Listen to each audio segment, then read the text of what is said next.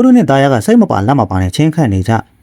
ကျန်တော်သူများကလည်းဖိုးတို့နဲ့တာယာ၏ပုံစံကိုကြည့်ရင်ချင်းခန့်ရင်မှစကားဆိုလေလေဖိုးတို့နဲ့တာယာမင်းတို့ဘာမှကိုးမနေပါနဲ့ကွာမင်းတို့ကောင်တွေ၃ယောက်ဘာမှမဖြစ်ပါနှစ်ရက်ရှိပြီဗျ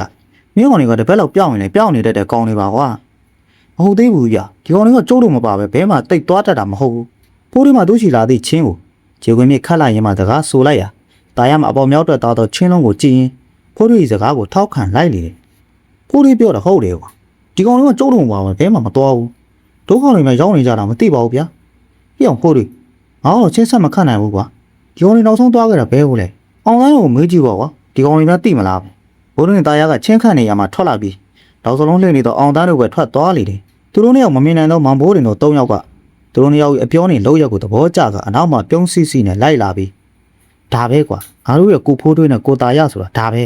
မောင်ဘိုးတွေတို့ကမြင်နိုင်စွမ်းရှိရင်ယခုမကြီးပင်ရိတ်အောက်တင်ရှိတော့ဒီပင်ရောက်သားများဝမ်းသာကြပင်အမှန်ကန်ပင်ဖြစ်ပေတယ်တို့ပေမဲ့သူတို့ကမြည်သူမှမြင်နိုင်စွမ်းမရှိကြပြီဖိုးတို့နဲ့တာယာသည်ချင်းဝိုင်းမှမလန်းမကန်းနဲ့နောက်စလုံးလှည့်နေတော့အောင်တန်းတို့အနီးတို့တွားလိုက်ပြီးတော့ဘိုးတို့နဲ့အောင်တန်းရဲ့နေရင်ကိုတစ်ချက်အုပ်လိုက်ပါအောင်တန်းမင်းတို့ကောင်ရအေးစေးသေးလောက်စလုံးလှည့်နိုင်သေးရဲ့နော်ကိုဖိုးတွေရတယ်ဗျာဘာချက်ကပဲပြောသမ်းပါဗျာနေရင်မဟုတ်ဆမ်းပါနားလိုက်တယ်ကျို့တို့ကဘာတက်နိုင်ပါလဲဗျာလူကြီးရရှားနေတာကျို့ကတော့ဒီကောင်တွေရှောက်သွားနေတာလို့ပဲထင်တယ်တေးတော့မသေးဘူးတေးချတယ်ဗျာအေးဟုတ်ပြီမင်းတို့ကောင်တွေဘိုးလင်တို့မရှားချင်ကြဘူးလားဟာရှားချင်တာပေါ့ဗျာဒီကောင်တွေမရှိတော့ကျို့တို့လည်းပြေးနေဗျာ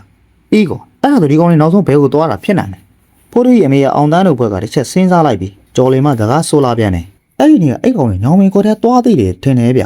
ကျို့တို့ညောင်မင်းအကွက်နားမှာတက်ပြီးရက်လက်ဆောက်ဝါချမ်းနေတွေ့တယ်ဗျဟုတ်တယ်ဗျကျို့တို့အဲ့ဒီနေ့ကညောင်မင်းအကွက်ကတောကြက်တောင်ကြားလိုက်သေးတယ်